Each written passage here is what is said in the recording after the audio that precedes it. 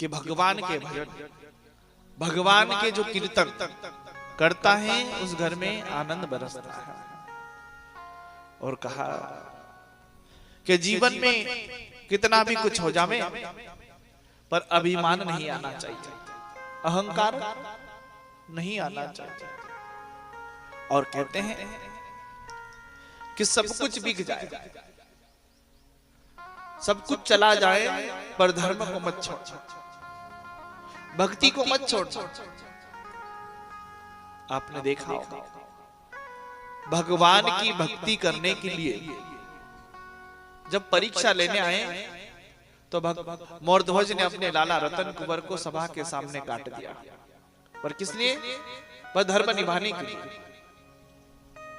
ऐसे ही देवी भागवत के अंदर एक राजवंश, एक राजा अयोध्या के राजवीर,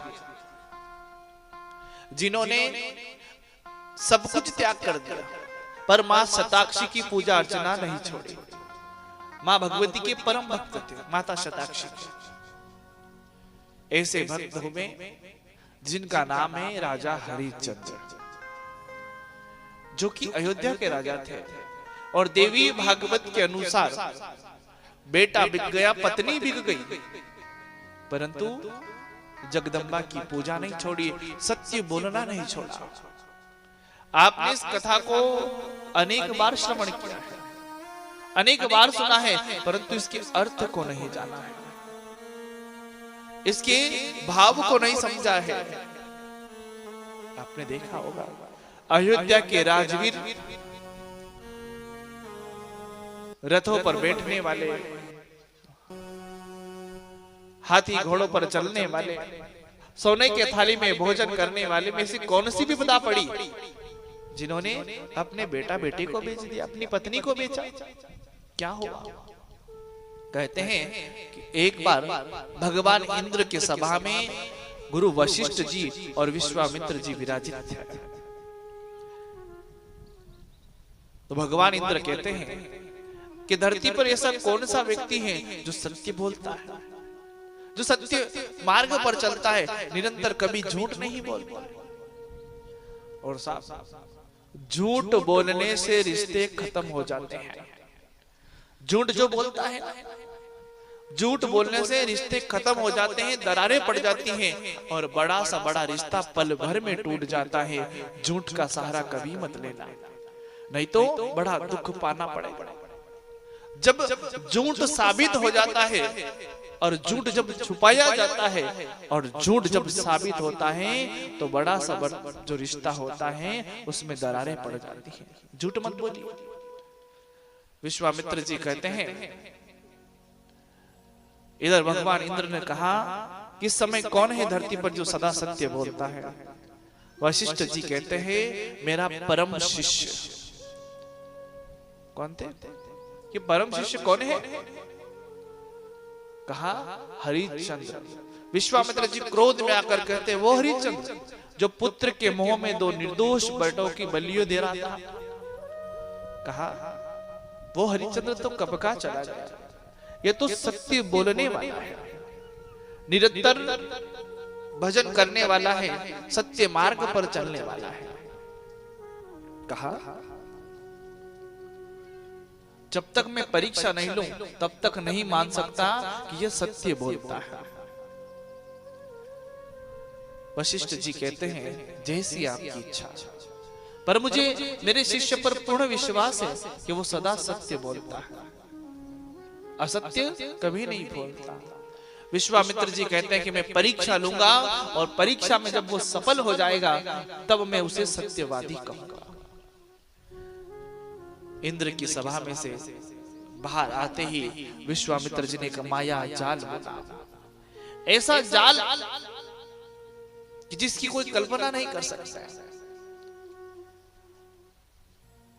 अयोध्या के पास एक वन में विश्वामित्र जी ध्यान अवस्था की लेकर आसन लगा लिया, मानो कि कई समय तक ध्यान अवस्था में बैठे हुए हैं। उस दिन हरिश्चंद्र जी और उनके सैनिक घोड़ों पर सवार होते हुए तेज आवाज में बात करते आ रहे थे। घोड़ों की टापों की आवाज आ रही थी। विश्वामित्र जी का ध्यान भंग हो जाता है। क्रोध में कहते हैं हरिश्चंद्र, तूने मेरा जब तब तोड़ा, मेरा ध्यान तोड़ा, और मुझे वो फल मिलने ही वाला था उस तप से, और तूने सब तहस नहस कर दिया। जो मुझे मिलने वाला था जब तब से, क्या तू मुझे दे सकता है? हरिश्चंद्र जी थर थर कांपने लग जाते हैं। कहते गुरुदेव, अगर मुझे ज्ञात होता कि आप इस वन के भीतर विराजित हो तो मैं कभी भी इस वन में नहीं आया करता। मुझे क्षमा कर दीजिए, भूल થઈ ગઈ છે અને જીવન માટે વાંધો પડી ગયો, મને क्षमा કરશો। क्रोध में भरे नहीं कहे, तूने मेरा ध्यान भंग किया है और जो मुझे मिलने वाला था क्या तू दे सकता है?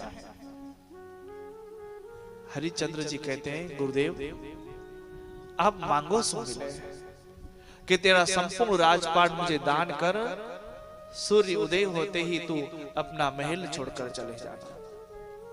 बिना विचारे राजा हरिश्चंद्र जी अपने हाथ में जल लेते हैं और संपूर्ण विश्वामित्र जी को दान कर देते हैं।